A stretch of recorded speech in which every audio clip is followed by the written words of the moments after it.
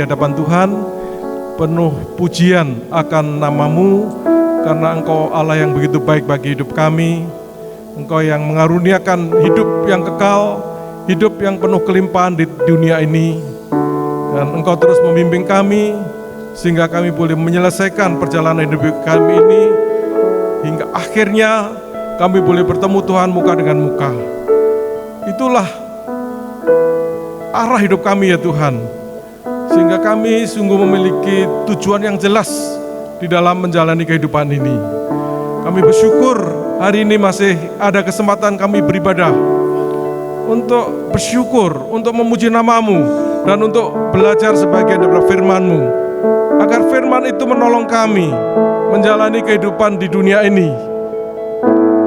di dalam pimpinan Tuhan, menjadi berkat bagi sesama dan memuliakan nama Tuhan.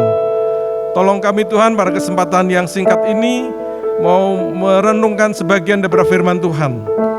Biarlah firman-Mu itu berbicara kepada kami pribadi lepas pribadi. Kiranya Roh Kudus bekerja di dalam hati dan pikiran kami, sehingga melalui pekerjaan Roh-Mu yang kudus itu, hidup kami diubah oleh firman-Mu dan menjadi hidup yang lebih semakin berkenan kepada Tuhan. Kami berdoa mengucap syukur di dalam nama Tuhan Yesus. Amin. Silakan duduk Bapak Ibu Saudara sekalian. Puji Tuhan, hari ini saya kembali boleh hadir dan beribadah bersama saudara sekalian di GKRI Shalom, dan dipercaya untuk menyampaikan firman Tuhan. Terima kasih atas kepercayaan hambanya. Saya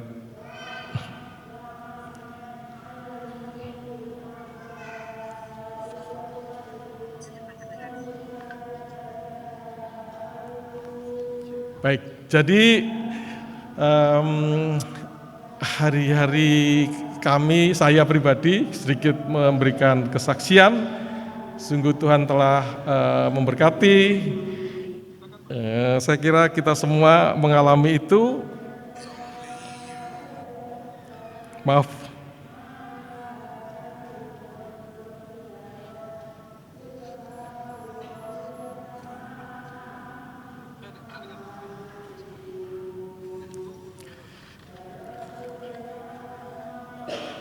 Jadi hari ini kita mau merenungkan satu bagian firman Tuhan dengan tema kasih yang melimpah, diberikan seperti itu oleh gereja. Tetapi saya mau menambahkan kasih yang memuliakan Allah. Jadi kasih yang melimpah, dan kasih itulah yang bisa memuliakan Allah kita. Ya. Jadi saudara, sebagai orang percaya, kasih adalah utama, ya. Jadi Allah kita ini adalah Allah yang mengasihi kita, ya. Dan bahkan dikatakan jati diri Allah kita adalah kasih, ya. 1 Yohanes 4 ayat 16 mengatakan Allah adalah kasih, dan barang siapa tetap berada di dalam kasih, ia tetap berada di dalam Allah, dan Allah di dalam dia. Jadi saudara, kalau kita itu tidak peduli dengan kasih, maka kita harus berubah pikiran, ya. Atau lebih tegasnya kita harus bertobat, ya. Kita harus sangat concern dengan kasih, karena kasih adalah identitas Allah kita, ya. Sementara manusia diciptakan sesuai gambar dan rupa Allah, ya. Yang kemudian kita tahu jatuh di dalam dosa, ya. Tapi kemudian kita ditebus, ya, oleh kematian Kristus di kayu salib. Kemudian dipulihkan. Dipulihkan apa? Dipulihkan di dalam jati diri kita, yaitu adalah manusia kasih, ya. Nah, saudara, kasih begitu penting di dalam kehidupan kita, ya. Sehingga Yesus sendiri memberikan perintah yang dikatakan utama itu adalah perintah mengasihi, ya. Matius 22:37-40 mengatakan begini, kasihlah Tuhan Allahmu dengan segenap hatimu, ya, dengan segenap hatimu, ya, betul-betul dari kedalaman diri kita, dengan segenap jiwamu, ya, dengan segenap akal budimu, pikiranmu. Itulah hukum yang terutama dan yang pertama, Dan hukum yang kedua yang sama dengan itu adalah kasihilah sesama manusia seperti dirimu sendiri. Ya. Jadi sama, kita harus mengasihi sesama, mewujudkan kasih kita kepada Allah, kepada sesama dengan berarti segenap hati, sepenuh jiwa, segenap akal budi. Ya. Di Lukas juga dengan segenap kekuatanmu, ya, dengan segenap tenagamu. Jadi saudara, kita mau belajar hari ini tentang satu aspek daripada kasih yang didoakan Paulus untuk jemaat di Filipi, ya, yang seharusnya terjadi pada orang percaya seperti kita, ya, seperti kita. Ya. Karena dengan kasih yang sehat itu, ya, yang digambarkan tidak mandek, tidak statis itu, yang bertumbuh itu, itulah yang berkenan kepada Dia, ya. Sehingga itulah kasih yang memuliakan Allah. Karena itu saya kasih tambahan judul kasih yang memuliakan Allah, ya. Kasih yang melimpah, kasih yang memuliakan Allah, ya. Jadi bukan kasih yang mandek, ya. Nah, saudara, mari kita membaca bacaan kita hari ini. Sebenarnya bacaan utama kita adalah Filipi 1 ayat 9, tapi saya tambahkan 10 dan 11, ya. Saya bacakan, ya. Dan inilah doaku, ya, doa Paulus, semoga kasihmu makin melimpah dalam pengetahuan yang benar dan dalam segala macam pengertian, ya. Ayat 10, sehingga kamu dapat memilih apa yang baik, supaya kamu suci dan tidak bercacat menjelang hari Kristus, penuh dengan buah kebenaran yang dikerjakan oleh Yesus Kristus untuk memuliakan dan memuji Allah. Demikian firman Tuhan yang berbahagia kalau kita membaca, merenungkan, melakukan firman-Nya dan mengalami berkat-berkat firman-Nya itu. Jadi saudara, sedikit background tentang apa yang kita baca, ya. Ini adalah surat kepada jemaat Filipi, ya. Dan kita tahu hubungan Paulus dengan jemaat Filipi ini adalah hubungan yang sangat baik, ya, yang sangat dekat, ya, yang terbentuk ketika Paulus melakukan perjalanan misi yang pertama kali, ya. Dan kemudian menjadikan Filipi yang di wilayah Makedonia itu menjadi kota yang dia gunakan untuk basis dia kemudian melakukan perjalanan misi ke Eropa, ya, ke Eropa. Jadi jemaat Filipi ini didirikan oleh Paulus sendiri dan memiliki arti yang sangat penting, ya, karena dia kemudian melancarkan pelayanannya ke berbagai lokasi di Eropa, ya. Hubungan mereka ditandai kasih yang tulus dan kerjasama yang baik, ya. Kita kalau baca hubungan mereka ini hangat, ya, hubungan emosinya hangat, ya. Jemaat Filipi tidak hanya menjadi pendengar firman dari Paulus, tetapi mereka itu menjadi mitra pelayanan Paulus, ya, di dalam memberitakan Injil, ya. Dan Filipi 1 ayat 4 itu menunjukkan bahwa Paulus itu terus-menerus mendoakan jemaat Filipi itu, ya. Paulus adalah dia misionaris, ya, jadi dia tidak menetap terus-menerus di satu jemaat, tetapi melayani, merintis satu jemaat, kemudian pindah dan seterusnya. Tapi dia terus-menerus mendoakan jemaat yang didirikan. Nah, antara lain jemaat Filipi ini. Nah, saudara, kita juga sering mendoakan orang lain, ya. Tapi kita mau melihat apa yang didoakan oleh Paulus untuk jemaatnya itu, ya. Pasti ini doa yang penting, ya. Nah, saudara, kita tadi sudah mendengar bacaan tentang doa Paulus itu, ya. Jadi dia mendoakan, ya, sesuatu yang penting sekali, yaitu apa? Yaitu agar kasihmu makin melimpah, ya. Ayat 9 mengatakan, dan inilah doaku, semoga kasihmu makin melimpah, ya, kasihmu makin melimpah, ya. Jadi saudara, jemaat Paulus mendoakan, ya, sesuatu yang adalah hal yang utama dan harusnya terjadi, ya. Tetapi di tengah dunia ini memang tidak mudah, ya, karena dunia masih dikuasai oleh iblis. kita masih hidup di dalam kedagingan, sehingga untuk mengasihi seperti yang Tuhan ingin itu adalah sesuatu yang rohani, ya. Bukan sesuatu yang kita bisa pikirkan, lakukan, ya. Tetapi sesuatu yang memerlukan kekuatan Allah itu sendiri, ya. Karena apa? Karena kasih itu bukan sekedar kasih seadanya, ya. Tetapi kasih yang melimpah, ya. Melimpah. Jadi saudara, melimpah itu seperti di sini banjir enggak ya? Ya itu melimpah itu saudara ya. Melimpah sampai airnya tinggi sekali ya, itu melimpah saudara ya. Jadi bendungan ya, yang biasanya ada untuk menampung air, kemudian airnya melimpah ya. Hujannya begitu besar, kalau di Bekasi sana tanggulnya jebol ya, sehingga airnya melimpah ya, dan membanjiri kemana-mana. Nah itu sebenarnya kasih yang diharapkan seperti itu saudara ya. Tetapi tentu bukan banjir yang kita harapkan seperti itu ya. Atau seperti gelas yang kita isi air, sudah penuh kita tambah lagi, melimpah saudara. Jadi saudara, kasih yang didoakan itu adalah kasih yang seperti itu ya. Nah saudara, sebenarnya jemaat Filipi ini sudah mengasihi Paulus saudara ya. Sudah mengasihi Paulus ya, dan bahkan dia sudah mengasihi jemaat lain, khususnya yang disebut di Alkitab jemaat di Yerusalem, dengan memberikan persembahan ya, dengan memberikan dukungan ketika jemaat di Yerusalem membutuhkan ya.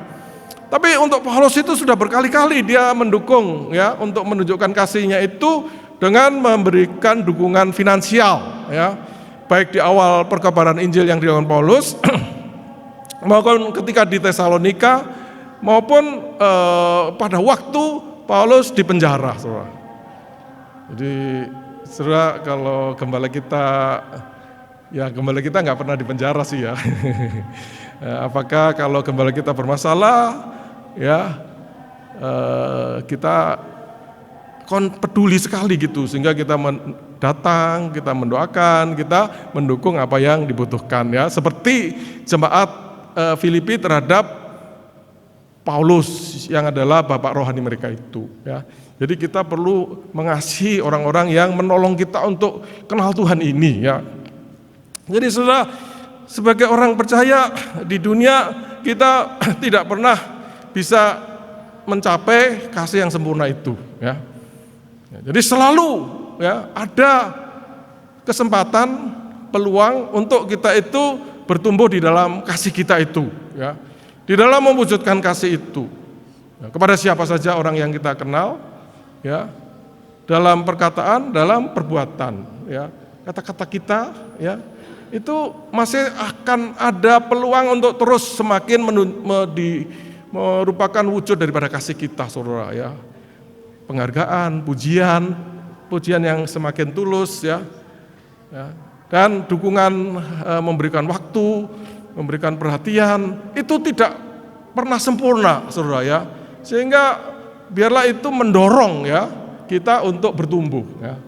Dan itu perlu didoakan ya. Kalau enggak kita akan kelelahan ya. Kita kehabisan energi. Tetapi ketika Roh Kudus bekerja di dalam kita, maka kita akan memiliki kekuatan dan semangat untuk terus meningkatkan kasih kita kepada Allah dan kepada sesama. Jadi saudara, sebagai orang percaya, walaupun kita sudah umur, rambut sudah putih semua, sudah fisik sudah lama, ya tidak pernah pertumbuhan rohani kita itu selesai. Ya, jadi sudah sekolahnya sudah S1, S2, S3, ya habis S nggak ada lagi. Itu tetap tidak pernah kita itu sudah selesai di dalam pembelajaran kita, di dalam pertumbuhan rohani kita. Jadi ya yang di kita di sini ini ya, apalagi yang masih muda-muda, pasti masih perlu banyak bertumbuh ya. Nah, tapi yang seumur saya, saudara, mungkin jarang sudah yang seumur saya di sini ya. Beberapa saya lihat ada ya. Itu jangan merasa wah saya sudah selesai, saya sekarang bebas. Enggak saudara ya. Kita itu masih terus akan mengalami pertumbuhan ya. Nah saudara, di dalam ayat ini tidak disebutkan kepada siapa Allah kasih kita itu bertumbuh. Tetapi kita tahu di dalam firman Tuhan, di dalam perintah utama, kasih itu adalah kepada Allah dan sesama. Jadi saudara, kita pikirkan bagaimana kasih kepada Allah kita ini makin melimpah. Ya. Apa yang saya harus lakukan ya untuk menunjukkan bahwa kasih saya itu dari waktu ke waktu makin melimpah ya, dan terhadap sesama ya. Kenapa? Karena Allah itu kasih saudara, dan saudara kita juga harus menyadari firman itu, mengasihi itu adalah kepada Allah dan kemudian sesama ya. Bahkan di Galatia ya, kasih kepada manusia itu sepertinya lebih utama ya. Tetapi sebenarnya kasih kepada Allah pasti diwujudkan pada sesama ya. Jadi ada di satu gereja itu ada jemaat yang dia tidak mau ke gereja ya, dia mau berdoa, renungan firman Tuhan mau, tetapi tidak mau ke gereja.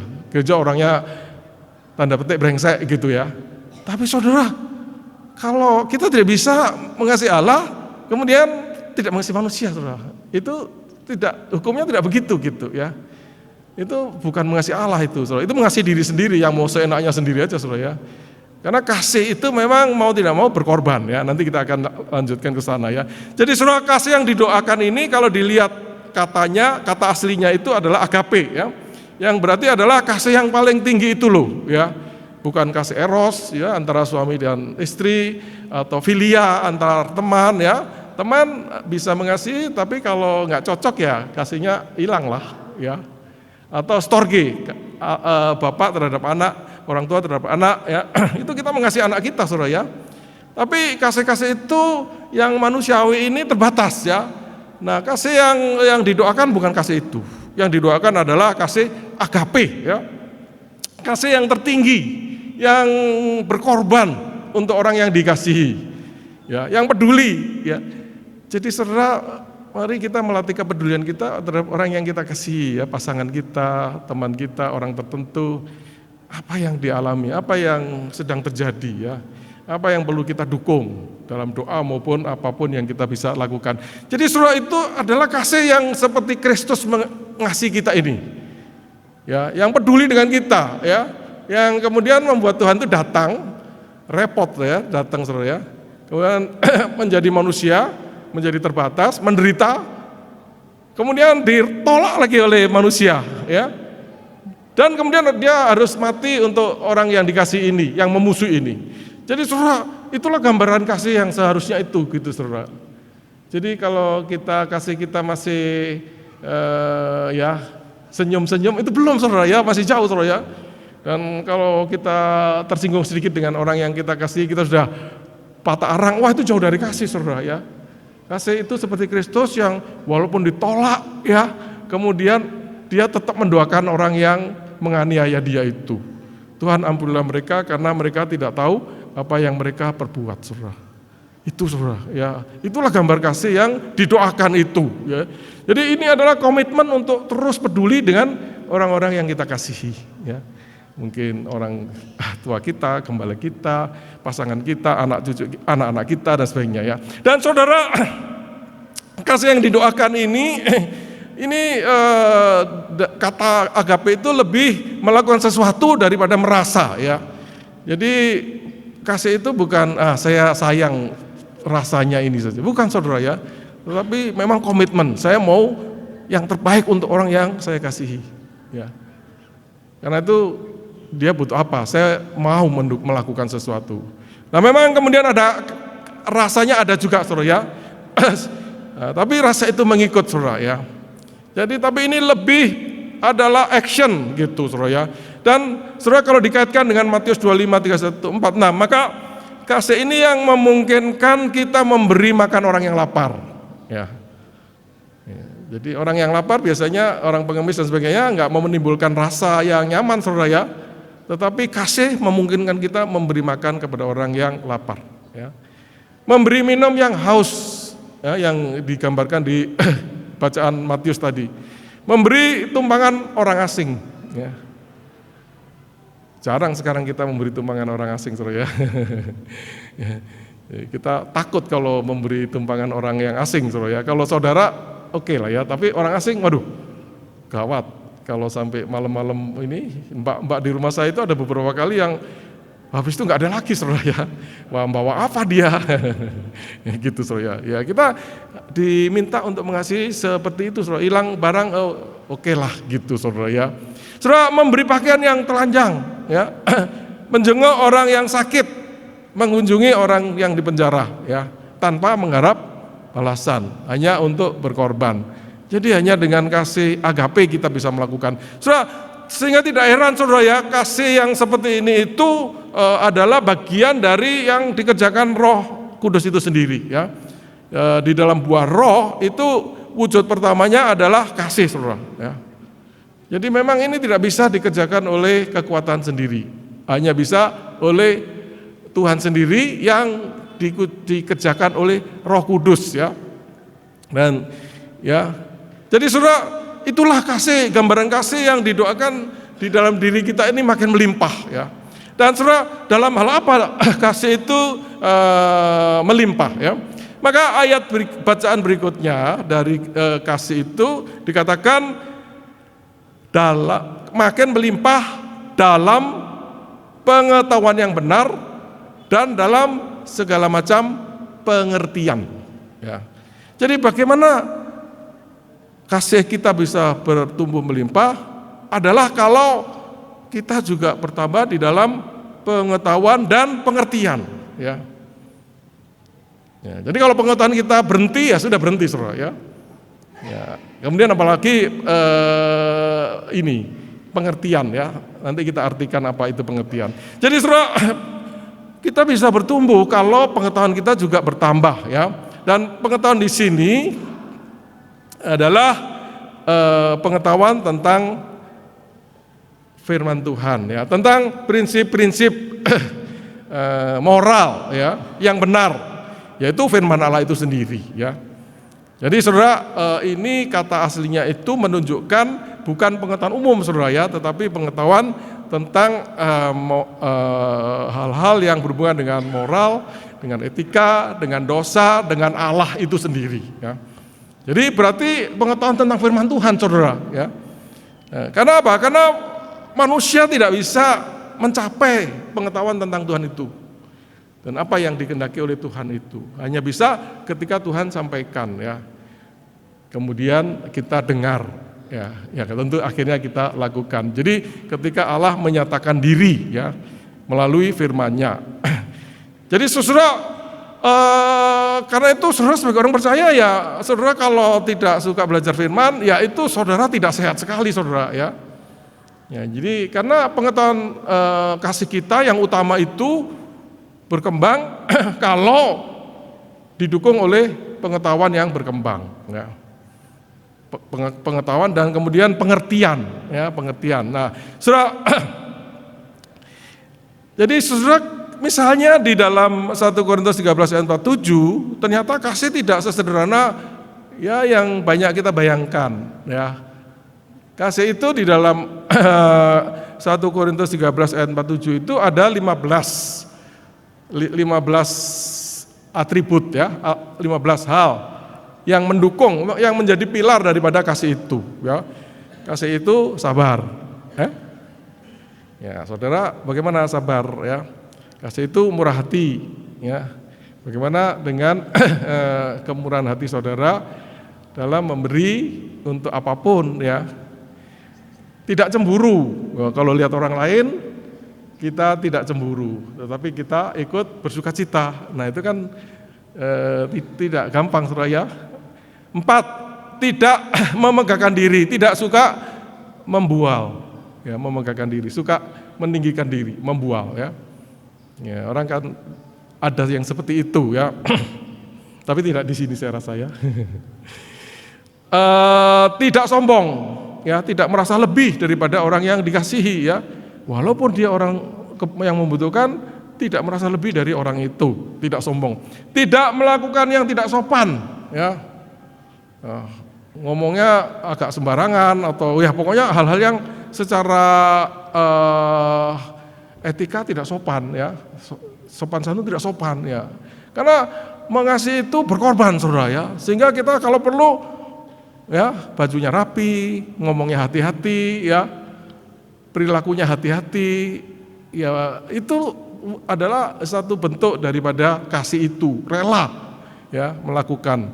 Tidak mencari keuntungan diri sendiri. Ya. Tidak pemarah. Ya. Tidak pemarah. Tidak menyimpan kesalahan orang lain, ya. Tidak ya ingat boleh lah ya, tetapi menyimpan saudara ya, menyimpan itu artinya waktu kita kemudian konflik dengan orang itu, ya, kemudian keluar lagi itu masalah yang lama-lama itu saudara ya. Ya itu saya rasa banyak terjadi saudara ya, yang di lingkungan yang saya kenal saudara. Ya. Kemudian tidak bersukacita karena ketidakadilan, ya. Ya, kita kalau lihat ketidakadilan kita berduka cita, ya. Ya. Tetapi karena kebenaran, ya, kalau ada kebenaran, orang korupsi ditangkap, orang salah dihukum, kita sukacita boleh, saudara ya. Ya. Tapi kalau ada sesuatu yang tidak adil, tidak benar, ya kayak saya heran tuh satu kali di acara RPK itu mereka bicara tentang perceraian, tapi ketawa-ketawa saudara, ya. Wah itu tidak sehat saudara ya. Kita kalau mendengar orang cerai kita sedih saudara ya. Ya, jadi betapa kita ini masih harus bertumbuh ya. Menutup segala sesuatu ya. Kita mengabaikanlah kesalahan-kesalahan orang ya. Ya. Kita tidak mau salah, tetapi kalau ada orang lain salah kita tutup ya, abaikan ya. Percaya kepada segala sesuatu. Kita beriman ini anak-anak muda kita ini ya kelihatan masih kecil kok begini ya. Tapi kita beriman dia adalah orang yang penting di tangan Tuhan ya. Mengharap segala sesuatu ya. Kita optimis saudara. Gereja kita akan bertumbuh ya. Tuhan akan menambahkan ya, Tuhan akan memenuhi kebutuhan dan sebagainya ya. Optimis, sabar menanggung segala sesuatu ya. Itu saudara bisa dibayangkan apakah saya sudah hidup di dalam pilar-pilar kasih seperti itu ya. Saya sendiri merasa wah ini masih jauh saudara ya. Ya saya puji Tuhan berkali-kali saya memberikan renungan, satu poin itu bisa satu khotbah saudara ya. Sabar itu bisa satu khotbah saudara ya.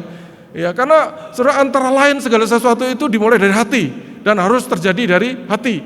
Jadi kalau saudara bilang sabar tetapi menahan diri terhadap orang luar, tetapi hati saudara ngomel-ngomel, itu belum sabar saudara. Menurut firman Tuhan kalau kita baca-baca belum saudara ya. Sabar itu dari hati ya. Segala sesuatu di dalam firman Tuhan itu adalah dari hati. Nah ini yang sulit saudara ya. Kalau yang di luar aja kita kendalikan agak lebih mudah saudara ya, tetapi dari hati itu saudara ya. Jadi mari kita saudara melihat ya. Ya bahwa kita ini masih memerlukan pertumbuhan itu. Ya. Mari kita refleksikan arti kasih tadi ya. Di mana kita sudah ya lebih baik lah, tetapi di mana kita masih jauh ya, masih pemarah ya. Ada orang-orang tertentu itu pemarah saudara ya. Di sini mungkin tidak ada ya. Ya. Apalagi semakin umur, seringkali semakin pemarah ya. Ya, itu saudara perlu bertobat ya, karena berarti belum mengasihi. Itu saudara ya. Dan berikut lagi adalah bertumbuh di dalam pengertian saudara ya. Pengertian bahasa Inggrisnya itu discernment ya. Jadi saudara ini adalah hikmat untuk mengerti firman Tuhan itu kan kemudian mempraktekkan di dalam kehidupan itu ya. Jadi saudara orang bisa tahu ya, kalau ditanya bisa jawab. Ya, kasih adalah ini 15 ya. Tetapi memerlukan hikmat ketika kita mau menerapkan kepada orang-orang tertentu ya. Ya, dan hikmat ini bukan sesuatu yang mudah saudara. Ini sesuatu yang adalah anugerah ya. Ini adalah sesuatu yang Tuhan anugerahkan kepada kita. Karena itu kita minta hikmat Tuhan ya. Saya yakin kita tidak percaya diri cukup hikmat kita ya. Orang lain lihat ya sudah berhikmat, tapi kita tahu hikmat kita masih terbatas. Karena itu kita minta hikmat Tuhan, saudara ya. Ketika kita menghadapi persoalan, kita ada berbagai hal yang kita bisa lakukan, kita minta hikmat Tuhan. Tuhan apa yang harus saya lakukan ya. Ya, jadi kita berdoa saudara ya, agar Tuhan mengaruniakan hikmat itu ya. Sehingga kemudian apa yang kita lakukan itu adalah sesuatu yang efektif, ya, memenuhi kebutuhan, ya, dan apa yang Allah kehendaki. Ya, misalnya saudara, ya, ada orang pengemis, kita kasih, ya. Datang lagi, ya kita kasih. Datang lagi, ya. Saudara, apakah kita mau terus-menerus memberi seperti ini, ya? Nah, itu kita bisa berdoa, Tuhan, apa yang harus saya lakukan terhadap orang yang terus-menerus datang ini? Orangnya masih muda, ya, sepertinya masih bisa bekerja dan sebagainya, ya. Kita berdoa, saudara, ya. Sehingga apa yang kita lakukan terhadap orang yang kita kasih ini tidak sekedar mengorbankan diri kita, tetapi efektif menolong orang itu, ya. Jadi saudara, salah satu yang hikmat itu menuntun kita adalah bahwa dengan apa yang kita lakukan ini tidak membuat orang itu terus hidup di dalam dosa, ya. Misalnya dosa kemalasan, dia wah enak ini dikasih keliling-keliling dapat, jadi akhirnya jadi orang malas, saudara, ya. Ya, itu hikmat kita akan menuntun supaya orang ini berhenti malas gitu, saudara. Ya. Jadi kita perlu hikmat itu, ya. Itu saja. Jadi saudara, mari kita menggumuli bagaimana kita telah mengasihi, ya. Mari kita tambahkan pengetahuan dari firman Tuhan itu sehingga kita makin bisa mengasihi, ya. Ya. Baik sesama yang di gereja ini agak lebih gampang, kemudian yang di luar sana, kemudian orang yang memusuhi kita, saudara, ya, yang kasar terhadap kita, ya. Wah, kita lihat aja sudah tidak bisa senang kalau sebagai manusia, saudara, ya. Tetapi itu yang menjadi objek kasih kita, karena Tuhan menuntut kita mengasihi sesama, termasuk musuh kita, saudara, ya, itu, ya. Nah, saudara, itulah kira-kira kasih, ya, yang kita renungkan hari ini, saudara, ya. Tapi saudara, saya ingin melanjutkan ke ayat 10-11, saudara, ya. Jadi saudara, kalau kita bertumbuh di dalam kasih seperti itu, maka ini akan menghasilkan satu kehidupan di dalam diri kita, ya, yang kita sebut aja hidup yang saleh dan memuliakan Allah kita, saudara, ya. Jadi hanya dengan hidup seperti ini maka kita itu hidup kita saleh. Saleh itu bahasa Inggrisnya godly, ya. Godly itu artinya seperti Allah, ya. Jadi dengan seperti itu maka kita akan masing-masing kita akan menjadi saleh dan itu kemudian memuliakan Allah seperti yang Tuhan inginkan dialami oleh manusia, ya. Ayat 11 mengatakan sehingga kamu dapat memilih apa yang baik. Jadi saleh itu dapat memilih yang baik, ya. Ya, ketika sudah bisa pilih yang baik, supaya kamu suci, ya. Dan kedua, supaya hidupmu tidak bercacat menjelang hari Kristus yang semakin dekat, ya. Kemudian penuh dengan buah kebenaran yang bisa dikerjakan oleh Yesus Kristus, ya. Kalau kita tidak siap, Yesus Kristus tidak bisa bekerja di dalam hidup kita, saudara, ya. Ya, untuk memuliakan dan memuji Allah, ya. Jadi saudara, dengan kasih yang melimpah dan dengan pengetahuan dan pengertian atau hikmat itu, maka hidup kita itu akan hidup yang saleh, ya. 1 ayat 10 mengatakan sehingga kamu dapat memilih apa yang baik, ya. Berarti kita bisa pilih yang prioritas, ya, yang baik, ya, yang excellent. Supaya kamu suci dan tidak bercacat.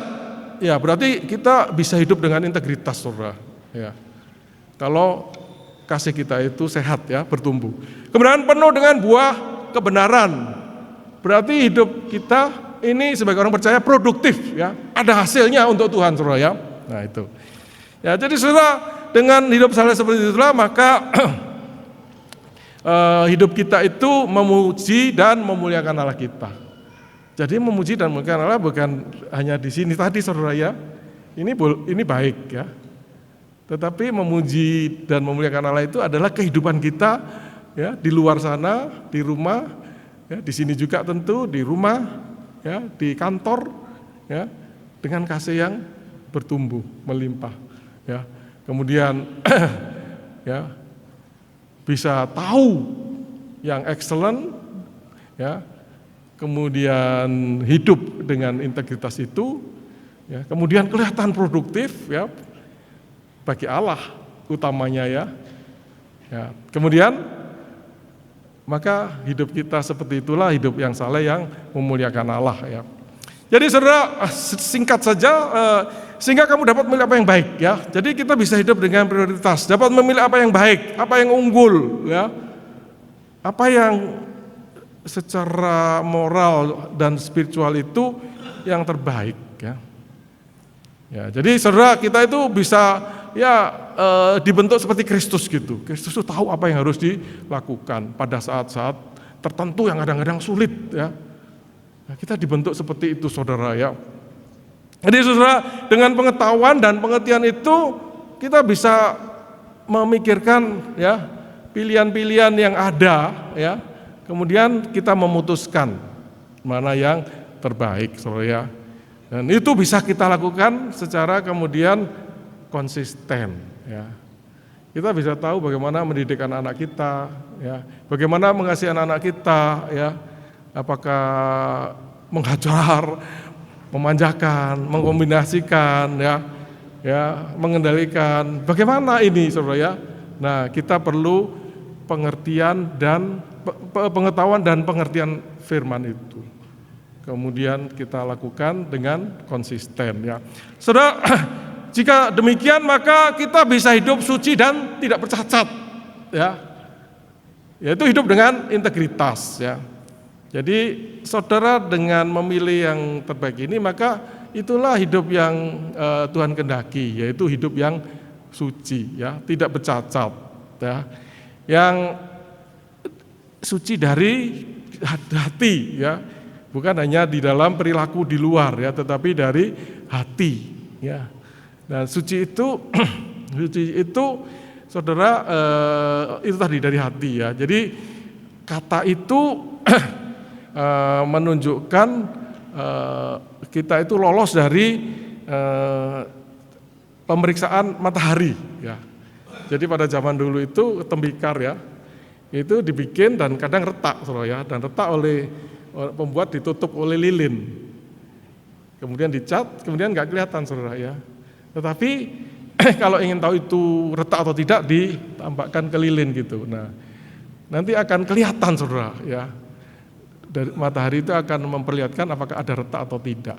Saudara bisa kelihatan saleh ya, kelihatan suci ya, tapi bagaimana dari hatinya ya.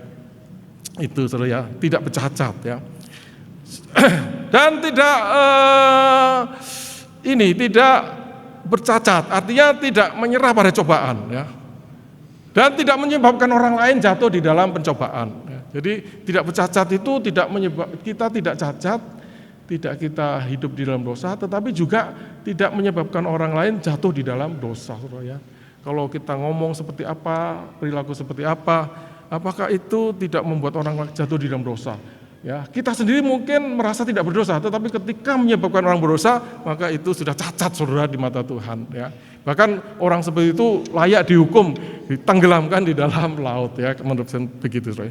Saudara, kemudian dengan demikian hidup kita ini akan penuh dengan buah kebenaran, ya, buah karakter, ya, buah roh, tapi juga dengan perbuatan, ya, yang dikerjakan oleh Kristus di dalam hidup kita, ya, sehingga hidup kita ini produktif bagi Tuhan, memuliakan. Kemudian akhirnya hidup kita memuliakan Dia, ya, ayat 11, ya. Ya. Jadi saudara, kalau jemaat kita kemana-mana bertumbuh di dalam kasih-Nya, maka orang melihat, wah, ini anak-anak Allah yang sejati itu, ya, Allah yang sesungguhnya itu, ya, yang diperlihatkan oleh kehidupan kita ini, saudara. Tapi kalau kita enggak bertumbuh di dalam kasih kita, saudara, ya, maka hidup kita tidak bisa memuliakan Allah, karena tidak menampakkan Allah sejatinya itu seperti apa, ya. Ya, Allah sejatinya itu kasih, dan kasih itu bertumbuh, saudara, ya, di dalam manusia, ya. Di dalam Allah sudah sempurna, tetapi di dalam diri kita masih bertumbuh. Dan kalau orang melihat, oh, makin hari makin mengasihi, wah, ini Allahnya benar ini, gitu. Nah, itu, saudara. Baik, itu, saudara, ya, renungan kita hari ini. Jadi, saudara, sebagai penutup, ya, Jadi saudara sebenarnya ya tadi itu menggambarkan satu tahapan ya di dalam pemikiran Paulus ini apa yang harus terjadi di dalam orang percaya ya, dimulai dari kasih melimpah dengan pengetahuan, kemudian tambah lagi pengertian ya, seperti urutan gitu saudara, makin lama makin tinggi ya, saudara bisa belajar, tapi kemudian dengan pengertian saudara menerapkan. Kemudian setelah menerapkan akhirnya saudara belajar memilih yang baik ya. Saudara milih ya, dan ketika saudara memilih maka saudara akan bisa hidup suci dan tidak bercacat ya.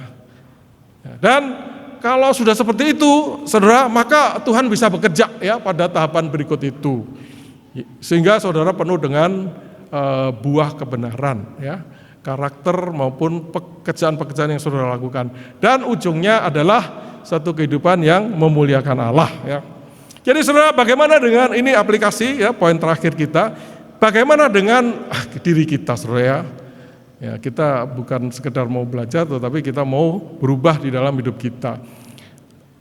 Bagaimana kita telah mengasihi Allah dan sesama ya.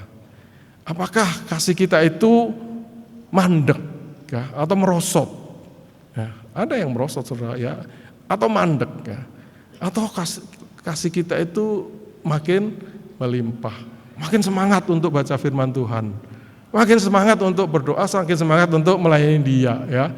Bagaimana sebagai gereja ya? Apakah gereja ini semakin mengasihi Allah ya, atau semakin menjadi kumpulan sosial yang memikirkan kepentingan sendiri ya? Kalau Tuhan, Dia berpikirnya menjangkau jiwa, mendidik orang mengenal Tuhan dan sebagainya ya, mengasihi orang-orang di lingkungan ya. Sebagai gereja, apakah kita ini semakin mengasihi orang-orang di lingkungan kita ya? Saya lihat di gereja yang saya pernah pergi itu, dia cuma ngomelin aja orang-orang di situ suka mabuk dan sebagainya saudara ya, tapi tidak menunjukkan kasih kepada orang-orang yang hidupnya susah itu saudara ya. Itu saudara ya. Jadi mari kita merefleksikan diri kita, apakah sebagai gereja kita juga semakin mengasihi lingkungan kita ini ya. Saudara, apakah kasih kita ini melimpah didukung oleh pengetahuan yang adalah firman Tuhan ya. Jadi apakah kita terus belajar firman Tuhan, semangat untuk itu ya. Ya, kalau tidak ya kita hari ini tingkatkan saudara semangat kita untuk belajar firman Tuhan. Enggak perlu sekolah saudara ya, bisa belajar firman di gereja, di rumah ya, baca buku, baca Alkitab dan sebagainya. Kalau tadinya baca Alkitab cuma 5 menit, 10 menit, sekarang setengah jam, tambah ya, karena semangat itu. Saudara, bagaimana, apakah saudara selalu memilih yang terbaik ya? Berarti taat ya, karena ngerti tapi kemudian dilakukan enggak? Ya, saya harus memberi, tetapi memberinya sembarangan enggak ya? Padahal harus sepenuh hati ya, dan sebagainya itu ya. Ya, apakah kita menjalani kehidupan yang suci dan tidak bercacat itu? Karena kita sudah bisa pilih ini, ngerti ini ya. Apakah kita tetap milih yang tidak benar, cari alasan ya. Oh boleh kok gitu ya. Oh orang lain kan kok gitu. Jadi mari kita taat ya, sehingga kita suci dan tidak bercacat. Sehingga Allah memulai kita dengan buah kebenaran ya, karakter yang berubah, perbuatan kita itu juga berubah. Dan biarlah kemudian hidup jemaat kita di KRI Shalom ini di tengah-tengah lingkungan itu memuliakan Allah. Itu kerinduan kita saudara. Dan saudara, mari kita aplikasikan doa ini, doa Paulus ini untuk diri kita. Tuhan tolong supaya kasih sayang itu bertumbuh. Dan kita doakan untuk jemaat dan orang-orang percaya di sana yang kita layani untuk kita. Mari kita berdoa. Tuhan, kami bersyukur untuk firman-Mu. Tolong kami ya Tuhan untuk mengerti, melakukan, bertumbuh di dalam kasih ini seperti yang Tuhan kehendaki, yang seperti yang didoakan oleh Paulus itu, bertumbuh di dalam pengertian, di dalam pengetahuan dan pengertian, sehingga kami bisa memilih yang baik, sehingga memungkinkan kami hidup suci tidak bercacat, kemudian dipenuhi oleh buah kebenaran dan hidup